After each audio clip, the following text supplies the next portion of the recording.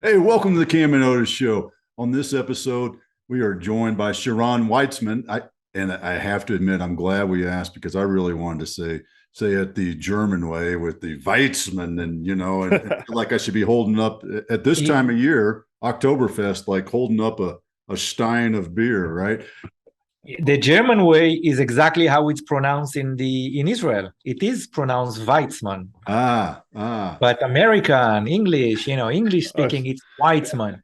there we go. But in Germany and in Israel, it's Weitzman. It's like Oh, There it is. Oh man, you can hear it with the right there. accent. Yeah, I'll Shiran. get you right on the outro because he was stationed in Germany, so I've got the German down. So we'll get you right on the outro. Shiran, man, great to have you on the show, and I'm excited to learn more. Uh, One of the things that I'm thinking of right off the top is how did you discover with your business Shield, because you've been doing a lot of other things, but when you kicked off Shield, how did you discover the problem set of e-commerce communication? Because that's a really unique space. Yeah. So just to put it in the right scope, it's electronic communication compliance, right? So Mm. we are monitoring and helping financial firms with all needs required for compliance of their electronic communications, from normal capture all the way to understanding the behaviors of their employees in order to determine if there is a breach of regulation, or if it's a conduct issue, or if it's a financial crime or a market manipulation, to really understand the human behavior under millions of interactions that we are doing every day across any type of communication channel. So the wider scope, it's electronic communication compliance, and you are absolutely right. It is unique and it is a niche. We like niches, right? Mm-hmm. And the story of how I got myself into this domain is kind of classic, right? I was dealing personally in my previous job and in what I was doing in the past. I was around this matter and around the subject for years. Early in my career, I was a developer. I was developing in a company dealing with electronic communication. We were Oh, so selling to. you were actually a coder then? You're writing programs? Yeah. I Yeah, used okay. to, like 20 years ago, right? For some time. After that, they decided that I'm too much of an asset, so they moved me to sales. So it's like, we are not utilizing you properly in R&D. Let's promote you to sales. Yeah. Some will say that the depromotion. But anyhow, Yeah, I yeah. find I'm myself in wondering sales. what the R&D manager really said. It's a secret. It's a Yeah. state secret. Um, so I was really, all my life around voice, around electronic communication. I was working many years at NICE, which was really the founder of voice recording globally, right? And it's a company here in Israel. Um, and also when I was at sales, right? I was selling in different regions in Europe, selling compliance solutions, selling electronic communication solutions to financial services. So I was around it, but really in my last company, so before I had Shield, I had other companies. In my last company, I was really dealing with consulting for big financial firms around complicated compliance solutions, right? How to procure, how to implement complex problems. Hmm. And one of the problems that brought to me was electronic communication compliance. And it was actually for an American customer or in an American deployment. And the question was around a small problem called the Dodd-Frank Act and the need to be compliant according to these requirements of the SEC. And I was certain, really, I was certain that during the years before, there was sufficient technology in the market that, level up, right? Level up. Like there is a there is really progress in software from many different domains and many different angles. So I did what I used to do. I looked outside to see if I can purchase a solution from one of the vendors in the market. And what I found was, I wouldn't say embarrassing, right?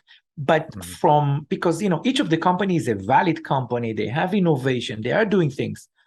But the way that they see the market is still, or they saw the market was still in a silo mode, right? We have a problem, let's develop a patch, let's develop a point solution that capture this. So you end up where there are constant evolution of requirements. And when we are talking about requirements, it's legal, regulation-driven requirements that mandate the firm to do something.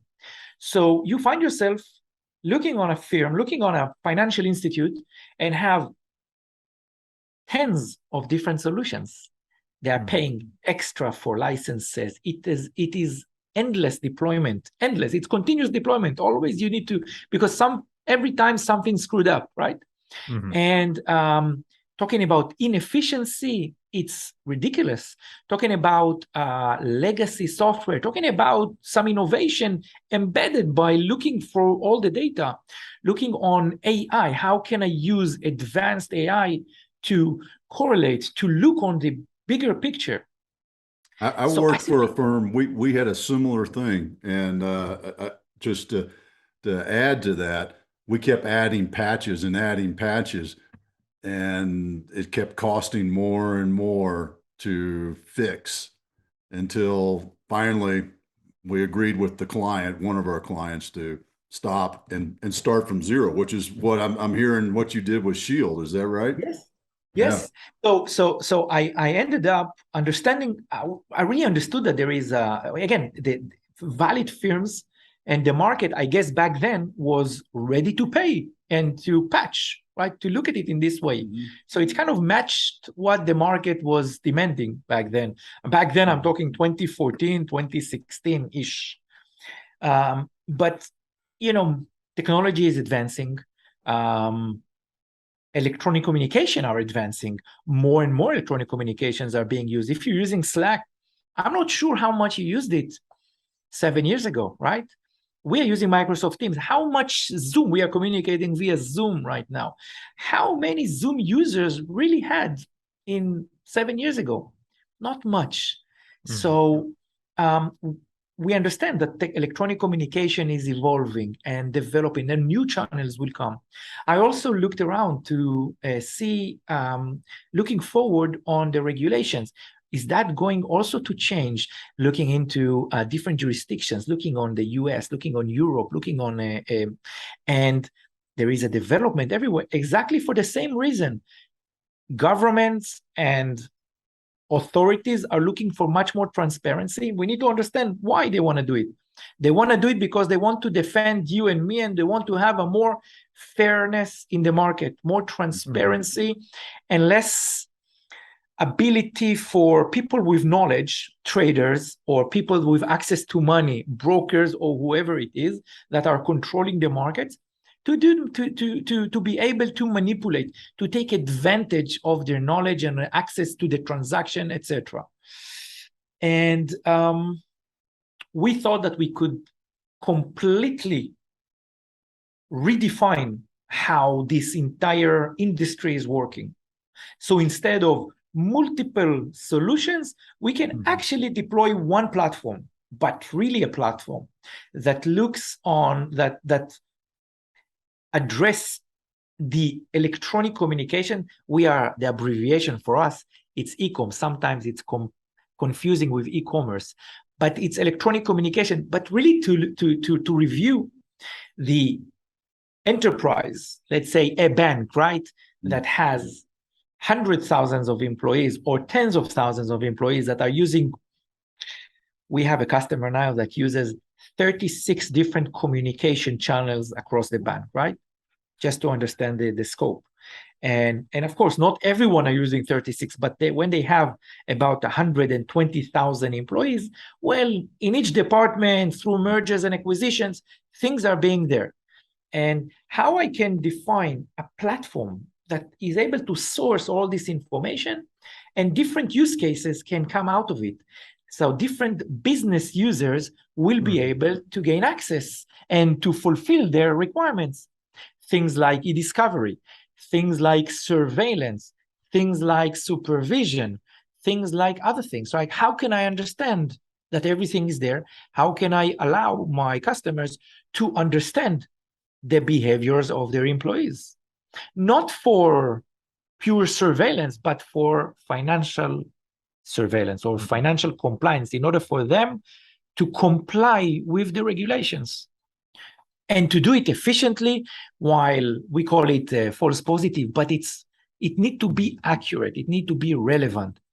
So we looked and designed a completely new technology stack, a complete new machine learning stack. It's actually, majority of it is NLP, but has a lot of machine learning. NLP, for those who don't know, neuro-linguistic processing.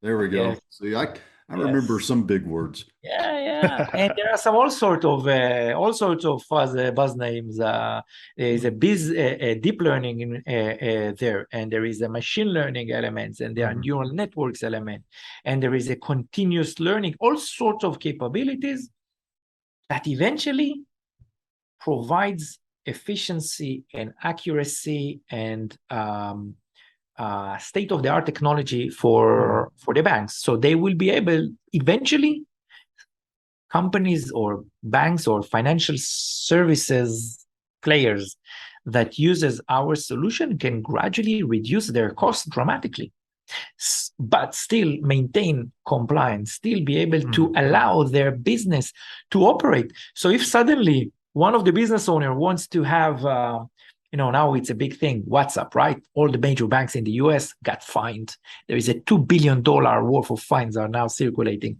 and it's only the beginning. So if decided that, we want to enable our advisors or our traders and brokers to communicate internally and externally with their customers using WhatsApp, they don't need to go into a project of 2 years to do that. They can enable it like this.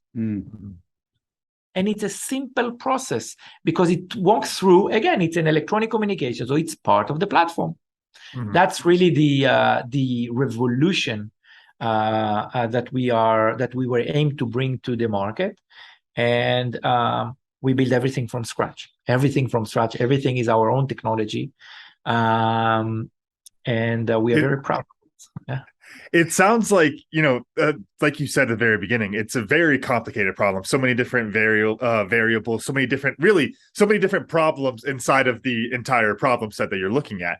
And I'm curious if I'm right on this, because what it sounds like is that you didn't approach it from like the problem and work backwards for the solution. It seems like more so you were building out the solution and then finding which different problems you could solve. Is that correct? It's a combination, right? So it was much easier, and we need to be honest, right? We started bootstrap. We need to say that, right? So we didn't have a lot of money in the beginning, right? We had what we had in our pockets and what we were able to convince customers to pay us, right? So it's a good old way of doing business, like Nike established, right? Rather than what the normal way of startups that are starting by going to VC asking for money and then build the proof of concept and stuff like that based on the money, and then recruiting more or raising more and more funds. We did it by selling to customers, and we started by setting up the platform and then adding use cases. But the vision of understanding where the problem is, how it will evolve, and how data need to be handled, how machine learning need to be embedded in it, that was the vision from day one. And we need to be honest as well. We understand, and the market is evolving with new use cases, and it's kind of every time that it happens, it's an evidence that we thought it through, that the decision that we took, our approach, but that was a genuine approach, was actually the right approach from the beginning. We don't need to do an infrastructure change. We don't need to redesign anything. It's part of the flow. But new use cases are arising all the time, which is amazing. It's really amazing.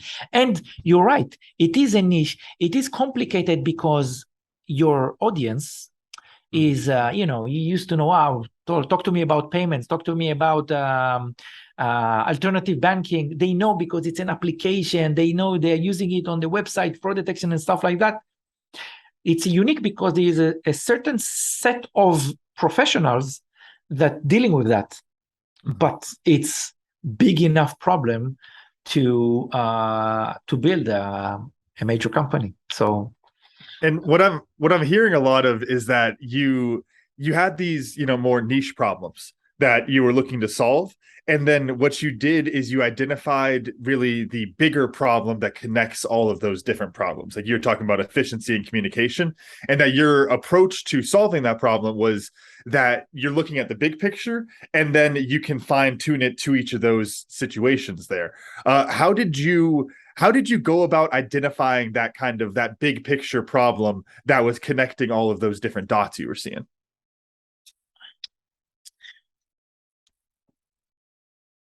When you don't have a solution, when you don't have any software, right? It allows you to dream, right? To dream, to say, well, imagine that I can build it, right? I don't buy it. I haven't bought it. If you buy something, you are subject to the limitations, right? To what the software can do, or what the solution, or what this, I don't know, even if you buy a car, the manufacturer rules, right? What is it that it does? But if you have, and this is a luxury in our business, which is startups and software companies, if you have the ability to dream and to take risk associated with that, right? Because that's a major point, and risk taking is a big point on that, because you're paying afterwards if you're failing, right? So you need to be able to pay the bills. But if you have a vision and a dream, and you are able to, I wouldn't say educate the market, but convince the market, predict where the customers will be, where the industry will be, where financial compliance will be, where electronic communication will be, where humans will happen to interact. It's a vision, right? Some companies don't succeed. We need to say that. This is why startups have a very nice word for it. It's called pivot. When their vision and their teaser, or the thesis, right, in English, isn't proving right, then they're looking for a pivot. How can I look for a different problem by utilizing the technology or doing something else? It's called pivot. I need to find a new problem and a new solution, right, to resolve. And we, luckily, because of our expertise, because of luck, because of many other reasons, we didn't need to do a pivot. Our thesis from day one actually proven right. And first of all, it's fascinating. It's amazing. Not that startups or companies that are doing pivots are doing something wrong. It's kind of normal, right? But this allows us to gain expertise in our domain above any other company with the same level of maturity and run rate in the market. And it's we are quite. I think that we are quite lucky in this, but it's hard work. At the end of the day, it's hard work. There was a lot of unknowns in the beginning.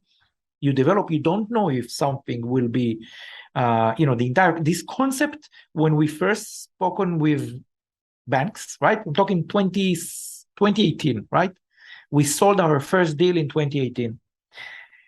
It was a nightmare because, first of all, you are a small company from Israel. What do you understand, right? It's like now you try to sell to the big UK Well, bank. and that's what I wanted to. I'm glad you're going down that path, but I wanted to direct it just a little bit more in the fact of the early adopter, because you're dealing with institutional organizations, and we all know how institutional organizations work. This is the way we've always done it. I'm not in jail and we're still making money. So why should I change? And then here comes Shiran. It's like, I've got an idea. How did you break into that, uh, that bureaucracy and get them to say, all right, yeah, I think you're right. Well, to say that we didn't screw up in the beginning would be a lie, right? Looking backwards, I'm a little bit ashamed of our first version that went to production. It was working. It was generating what it needed to generate. It was just full of malfunctions and errors and bugs. Um, I think that it is hard to find these early adopters, but they are there.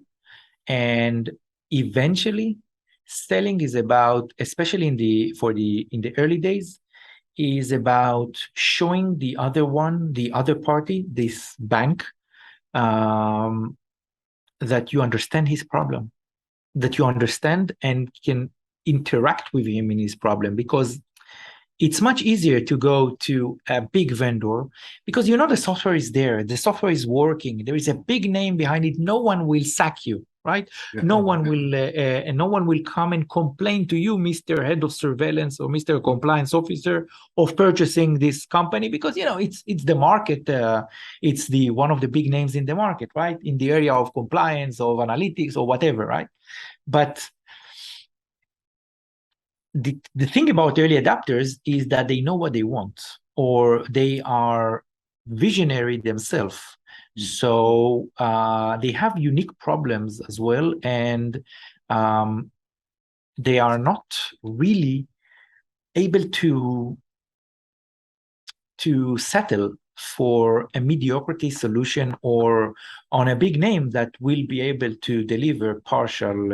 So they are risk takers as well, right? It's weird because our buyers are in compliance and they hate risk, but they are in compliance, but they were also early adapters, and they understand and appreciate our experience and our technology. So some of them are technology buyers and some of them are subject matter expert.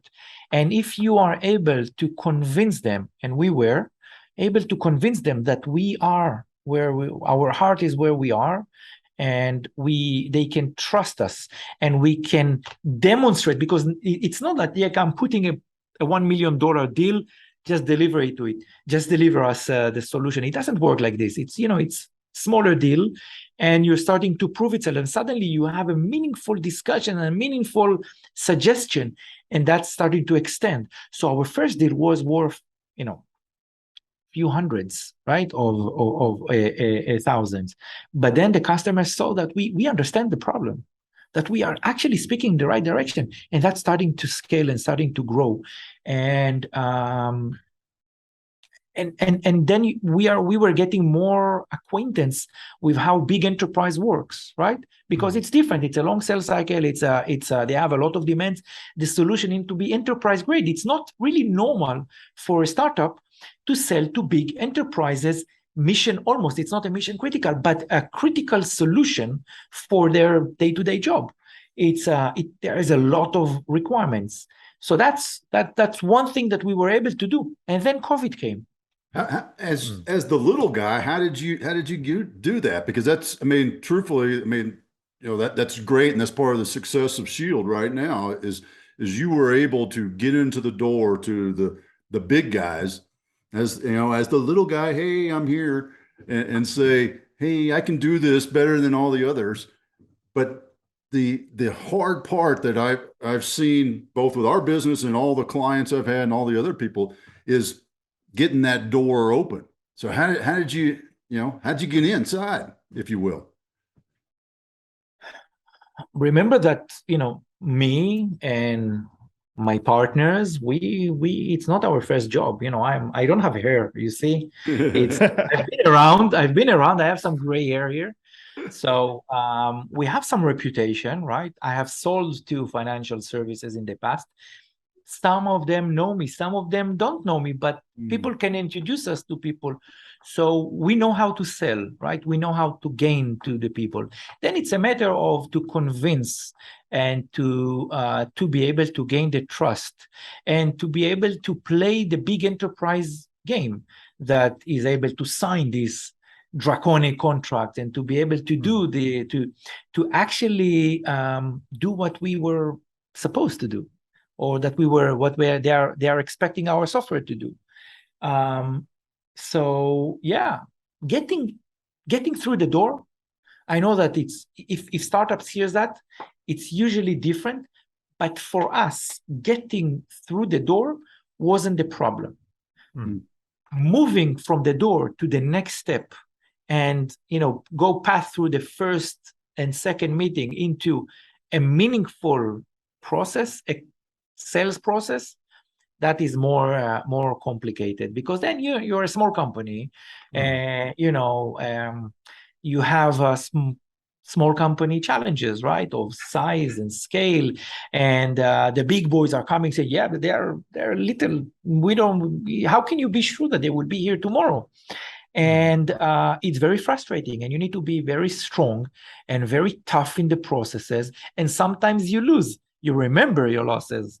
Remember your losses, because we will come back to this, the one that we lost in the next cycle of renewal, and we will show them, right? Because that's what we do. It's working on we are working in a process that sells value. We don't bullshit, right? We are trying not to bullshit our customers. We are trying something that we decided early in the process. We are being honest, what we have and what we don't have, and what we have in our roadmap in the next 1 or 2 quarters that we can deliver. And you know what? Customers actually appreciate that. Someone that actually not trying to sell them everything, like puking into the PowerPoint, everything, and just buy it. No, we came with a simple deck, and we were speaking. I'm not presenting anymore. I'm not presentation. We're having a conversation, right? So have a conversation with them. What are your challenges? If you understand, if you identify with my challenges, if you know what I'm talking about, and not just repeating a deck, then there is something to talk about. Then there is something that I'm willing to take a chance with you. And this is where we were in the beginning. And we were lucky as well. And then the last point, we were lucky to employ the right team. A team of experts, and we couldn't do it with everything that I'm saying. It's because of the team at the end of the day. So we were lucky to employ a team that had the right skills. Amazingly, they were dealing with compliance, they were dealing with trading, they were dealing with data science and building models and understanding behaviors. You combine everything together with state-of-the-art technology and understanding of the problem, I think you have a first chance to break through and get to the early adopters. And from there, if you're successful, and the early deals are not always successful, right? It's a hard work. You don't sleep much. You are there, but you show the dedication to the customer, and they appreciate it. And I said to some of our first customers, no matter what happens, I'm always there, right? We are here. We are not trying to. Our interest is that you will be successful, and it will definitely work, and that you will come and buy again. And although in the beginning, some of this sounds like science fiction, because when the shit hits the fan, everything is like crashing on you. But if you are a believer, and if you are actually a doer and a maker, it happens. It actually happens, and you are able to deliver. And gradually we built our platform and improved it, and together with the customers. And I'm saying it to all my customers, it's a two-way stream. It's a partnership. It's an engagement. It's my job and my responsibility, because you're paying, to deliver you the state-of-the-art solution. But you are the industry, and I'm a vendor, and it's my interest to gain your knowledge and for you to influence my product. So it's almost a partnership, not a vendor. I buy, you deliver, that's it. It's a partnership. We build and we are influencing how the market will be tomorrow and how the solution will be next year. As you were able to break in, get that foot in the door, did you have an experience of like that snowball effect? I think a lot of startups really anticipate that to happen, that where it's like you get the one big name company, and then it's okay, then the others all see it and they go, okay, now we need that technology. And it's one of those things I think definitely can happen, but it's not as common as people would like to think. That's not exactly a business strategy of like, okay, we'll get one and then it'll snowball from there. Did you experience that all, like any of that extra momentum from those early adopters? So partially, I would say a snowball effect is it may be in social media and in the app store of Apple, right? It can happen. Less in corporate business with a long sales cycles and a kind of a problem with risk taking, right? Or some challenges with taking risk. So let me just say that early adopters, it's really one by one. You really need to do it one by one. And by that, by early adopters, you are building your offering. We were building our solution and we excel in it. We were able to make it better and better. And then there is some shift. Something happens, right? In our case, COVID happened, right? And although in the beginning for everyone, it looks like a nightmare and the end of the world, for our business, it was a miracle because it accelerated so many things. If you would tell me 3 years ago that our default go-to-market deployment will be in our cloud solution for tier one financial institute, I would say you are illusioning. It will happen in 10 years. But COVID made it happen. There was an understanding that the acceleration and the cloud adoption is something that should happen faster. And suddenly electronic communication became the front row of how to do business, right? This is the only way to do business during COVID. We were selling deals, multi-million-dollar deals, only through an online communication without meeting the people, and it was working. It's not the best. We miss the personal contact, but it happens and it can be done. And financial firms understood that, or they saw it with their eyes, that the sheer number of electronic communication, of the traction inside the organization increased tenfolds, right? So the amount of data that they created was amazing. And, with data comes responsibility, comes regulation. They had to do something around it, comes violations. Therefore, all the fines that we see, it all happened during COVID. Then increasing the attention of the regulators, and there's the intention of the firms to buy more and more. So the snowball effect is a combination of you land some big deals and you are actually getting a good momentum in the market by implementing it.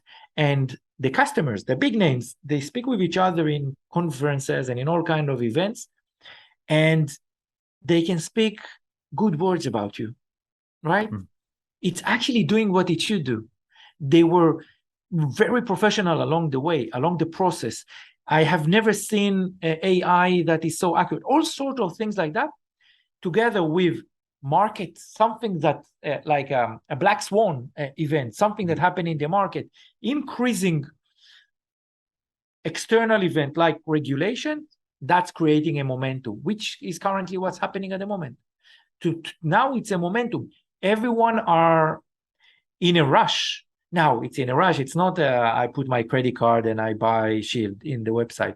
They're in a rush to implement, and then in a rush to show their stakeholders, their board, their financial controller, their financial regulator that they were doing something around it. So it's still a process of 12 months, but they need to do something. And then it's much more attentive to new technologies, to a company like Shield that already proven itself. So all the small company challenges, it's no longer where we are, right? We are already deployed in a tier one bank, dealing with hundreds of thousands of employees that we monitor. We are talking about millions and tens of millions of communications per day, per hour that flow through our system. It's a big data. It's a huge machinery that is able to analyze and digest all this information. So it's coming to a maturity level. Again, with maturity, there is big responsibility not to stop the innovation and always innovate and always to be able to deliver better and better services. How did you, particularly as a bootstrap company, because this is a problem set that I've seen in many other bootstrap companies, because your cash is so tight, right? And you and your co-founder spend all this time doing everything. Yes. When was that threshold that you said, all right, let's hire somebody? And what did you hire first? What did you say? Finally, I don't have to do this. What was that thing? The first hire was simple. It was a developer, and then a second developer, and then a third, and the fourth, and the fifth, and the sixth, and then only then it was we were looking for product, because hey, how much can my partner can do the product, because you're managing R&D and okay, so then product, but product is not only doing product, it's doing product and project management. It's combination. And then okay, then we invest in sales, right? So the first sales guy, right? The first guy, what do? Do you hire a junior sales, or you are recruiting the top-notch VP, right? So that's the decision that we needed to get or to take in the beginning. And yes, you're right, we are very tight, but we decided to grow organically, meaning that we grew the company according to our the growth of the business. So when we had a bit more money, a bit more income, and our projection were okay with this, we were able to hire a little bit more. So really gradual growth. And we did that for almost 4 years, this gradual growth. And there's a lot of patience involved in that too, because I know I know some other startups that are like, yeah, we're at the beta, and now we want to jump to a Series A and have a big influx of cash so that we can, launch the hockey stick. So how did you hold on to that? I mean, really, that's the best way I can look at it, being patient and the slow positive growth in that. It's not only being patient. It's about at the end of the day, it was a reality for us, or a necessity, because when we decided that it's bootstrap and it need to be done in the right way according to our pace, and the product need to be this, there is in startup, there is this thing called product market fit. We want to know that we are in the right, that the product is actually correct, so we don't need to pivot. When we reached that point, we were ready for a round and to really raise some capital so we can start growing properly. And so we decided that we are going into a round. It was this November 2019. Started meeting VCs. We were in a process. February, we started to book some due diligence meetings, some deep dive, and then at the end of the February, it's kind of stopped because something happened. We didn't know. All the flights were kind of on hold. And then investment were stopping completely in the beginning of March, and we realized that the round won't happen, right? So it wasn't because we didn't want to or because we wanted patient. After 3 years, we wanted to close our almost 3 years. We wanted to have the round closed, our first round closed, but then COVID happened.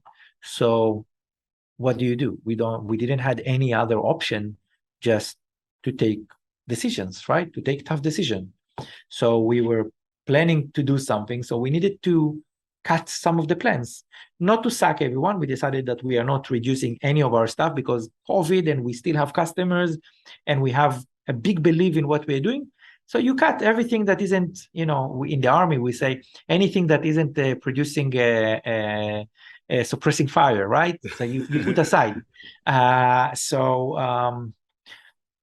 Office and all sort of other travel and all sort of other budget you put aside. And because of necessity, it actually allowed us to stay one additional year in a bootstrap mode. We had no other option. COVID happened to us, right? Yeah, all the investors pulled back. I remember that. I mean, every investor I knew they were burying their cash in the backyard. I mean, quite literally. Like they're doing now. It's fine. Yeah. Just for a different reason. But yeah, and that was out of the necessity. We continued one additional year, which was amazing because it allowed us to nail a tier one bank that was banking on us, or was really adopting or was really able to step into a deal with us without the knowledge that we have investment or any backed ventures, any venture is backing us, purely based on our personalities, the team, and the software. And that gives us a lot of confidence. So it's not only tier 2 or tier 3 firms, it's the big names of the industry, the biggest names of the industries we are talking about here, which is, then we know that it's only a matter of scale at the moment. At the moment, it's only a matter of how much money and what is the right pace to do it. Talking about scaling, you've talked about the huge amount of data that is already flowing through, and obviously looking forward into the business, that's just going to keep growing and growing and growing as you grow. I'm really curious, how do you approach that as a leader, as far as the taking care of that much data? Obviously, you're working with a lot of regulations and that kinds of things. And maybe this is, the American in me, and you might have the different approach here, but that gets me like, okay, that sounds like Big Brother. That sounds like that's all sitting in a warehouse somewhere. Someone's got my file, all those kind of things. And that's what a lot of people get worried about with data. It's kind of a weirdly scary word sometimes in certain contexts. How do you approach that from the sense of wanting to always use it in the good direction and not opening up to any of that bad, whether it's one of your clients that you're selling software to, or if it's something internal? How do you make sure you're limiting those things? So this is a very good question. Early in the beginning of the process, we needed to decide what type of company are we, right? And we are, it's a strange company. We are a software company. We are analytical. We have analytical capabilities, a lot of AI, a lot of data, but we are dealing in an area of compliance, right? So in order to make our customer satisfied and not to be worried about these kind of things, we have very strict rules, internal rules and regulations, and walls, right? Barriers that we put, and we let the customer control them. So when I'm implementing in two ways, either in our cloud, which it is implemented in my cloud, but the customer is the only one that can access the data. So we can monitor the performance of the servers, etc., after we finish implementation. But the data, it's the customer data. It was unique also, right? Because other firms were implementing in their data centers, in their on-prem. So it's the customer that holds the keys, right? So it's actually customer data hosted by Azure or AWS, etc. The other option that we can deploy is on a customer tenant. So it can be the customer private cloud or the customer private data center, which again, it's being held by the customer. So in fact, my employees and we don't have access to the data unless the customer wants us to gain access to the data. And even then, We are not allowing our employees or my staff cannot. No customer data resides on Shield servers. Full stop. Never. Never. Okay. Otherwise, we won't be a SOC 2, and we won't do. We will fail in our internal procedures.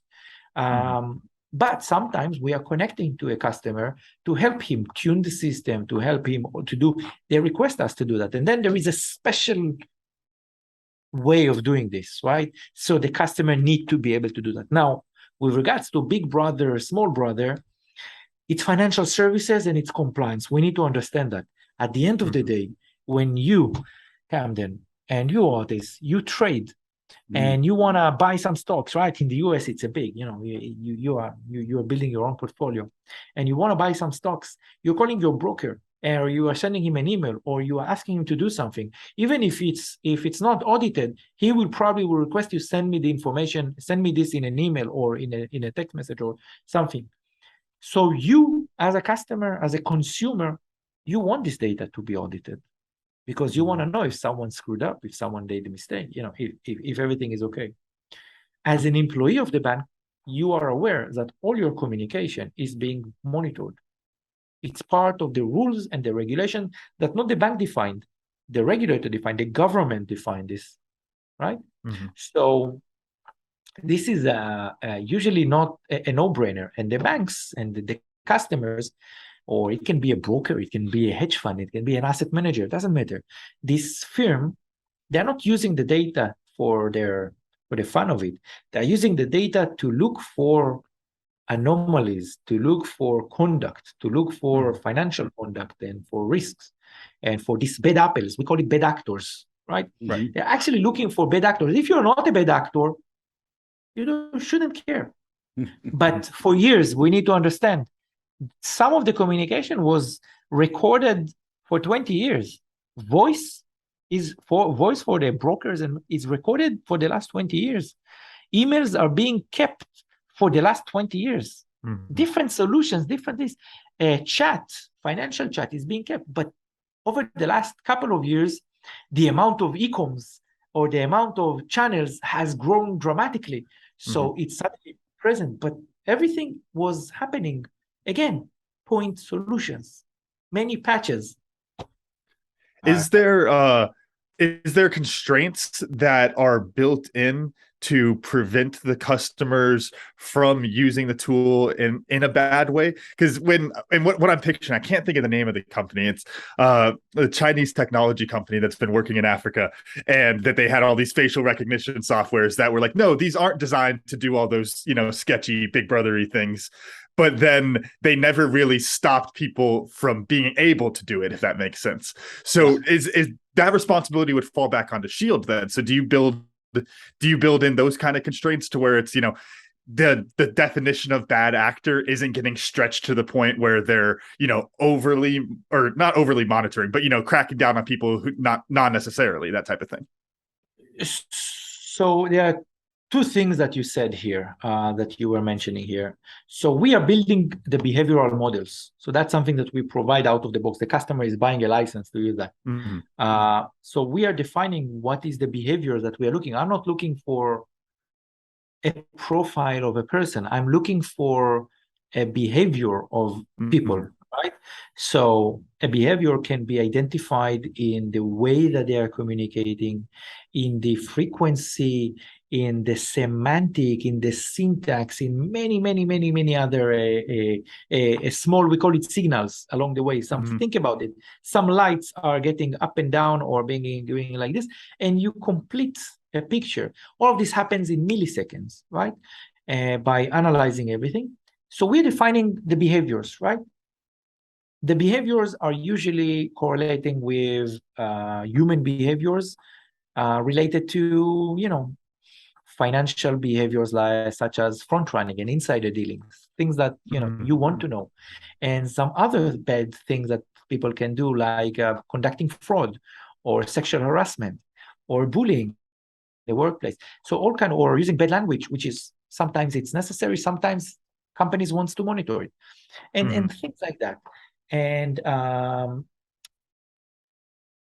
this And is so because you define it, that prevents them from, running rampant with any sort of thing, of course, right? yeah, they can tune it, they can find, they can influence it, but they cannot change it to, I suddenly want to see everyone that is, I don't know, buying coffee at 9:05, but he needs to be in the office at 9:05, right? Exactly. So they cannot do something like that.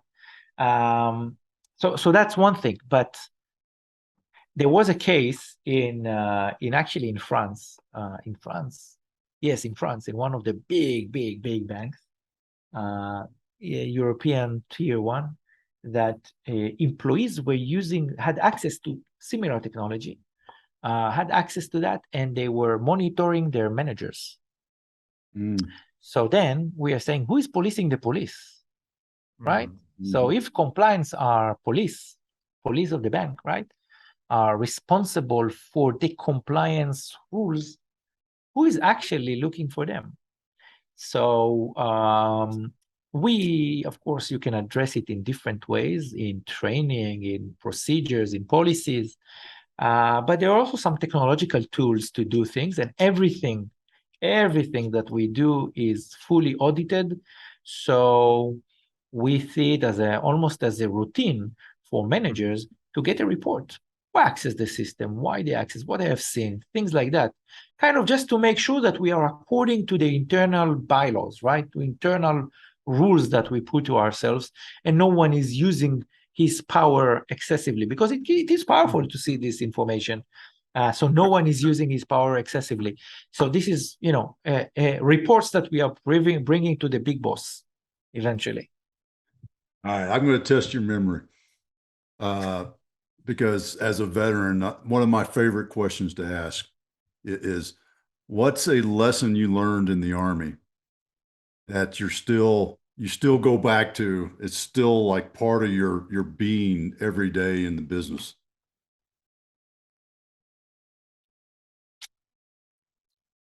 The number one thing that you need for a startup is to have stamina, to have the ability to get hit and to get slapped and to get kicked and to get up and to be able to continue your good fights, and not to be broken by things. Because for entrepreneurs, I think that Ben Horowitz was writing in his book, which is super accurate. You are moving from euphoria to panic mode to depression, and it can happen several times a day, right?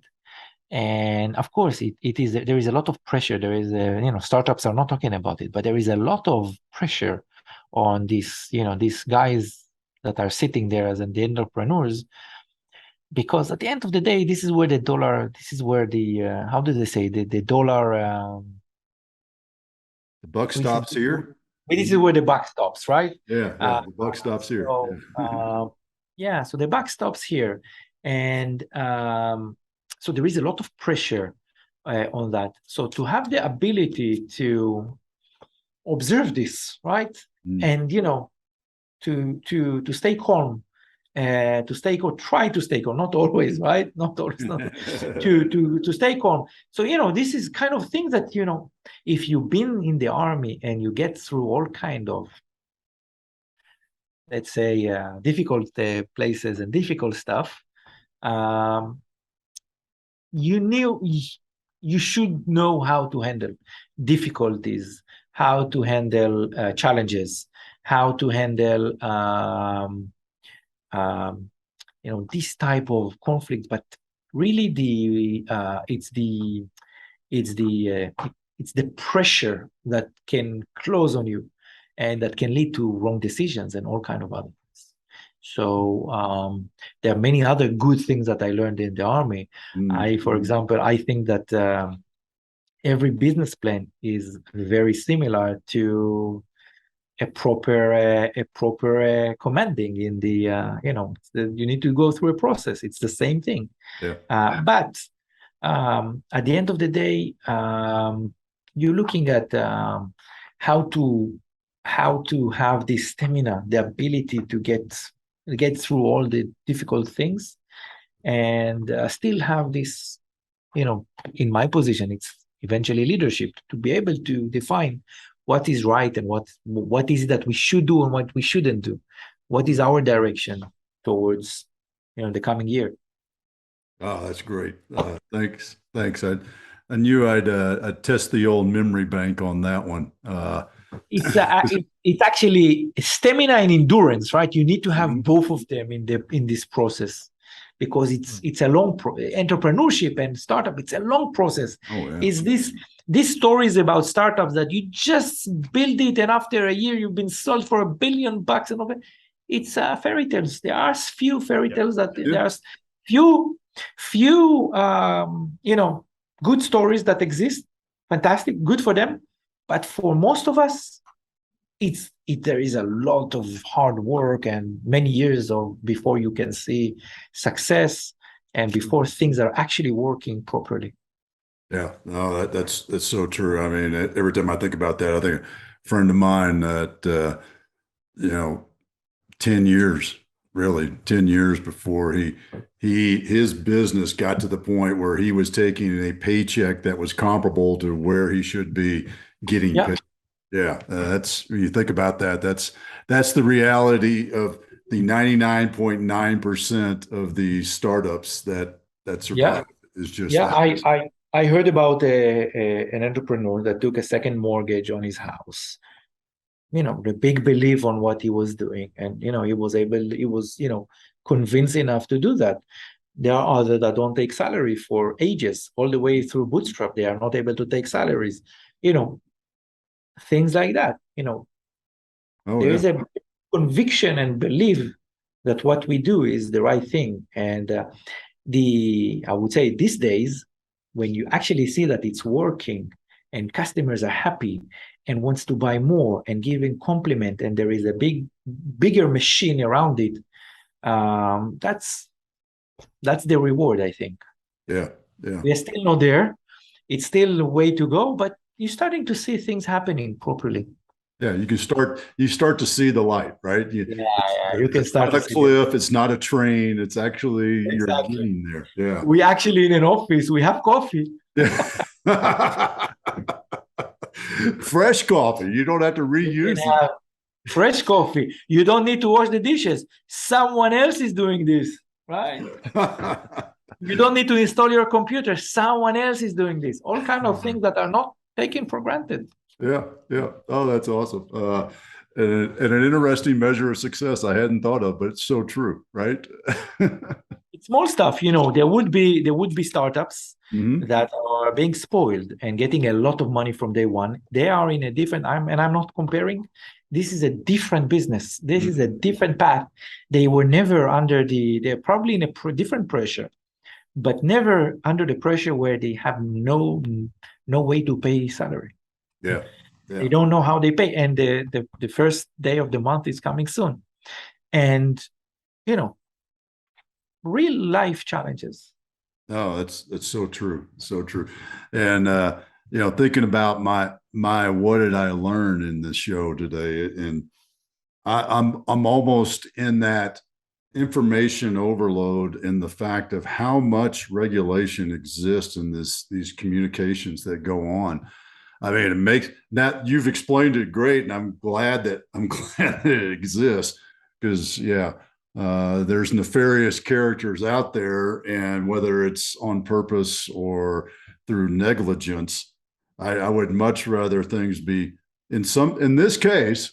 I'll agree with the regulations. Many other cases, I'm like, no, but yeah, protect my finances. So that is very protect important. my finance from the bad actors.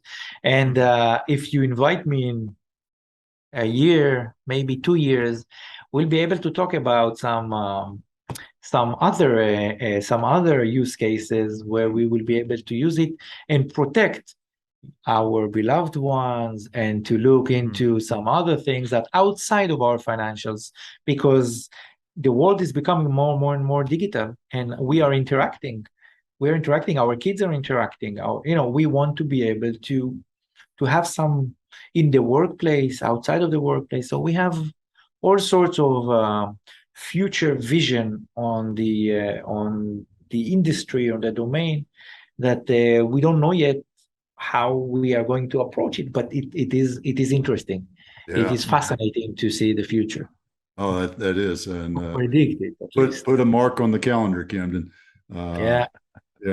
Camden, how about you? What'd you learn? Yeah, Shiran, you said this earlier that when there's no solution, it allows you to dream, and I really love that. That's something I've thought with some of my different business ideas and different ventures of kind of starting off. I always say like I'm like a thought experiment type leader where I'm always like, okay, just imagine this for a second, and that's really what you're talking about there. Is when there's no solution, it allows you to step back and have that thought experiment and dream up the new solution of what it really should be, rather than cramming together some existing solution. So I really love that. When there's no solution, it allows you to dream. That's great. Shiran, how about you? What'd you learn? Well, I learned that I talk a lot. You just now learned that? No, I know that, but it's always surprising. I was coming into this session after I had several meetings, and I was like, "Oh, I'm tired." I was speaking for the last 4 hours in a row like this, different topics, but I'm constantly speaking. But no, first of all, thank you for hosting me. You had really spot on questions.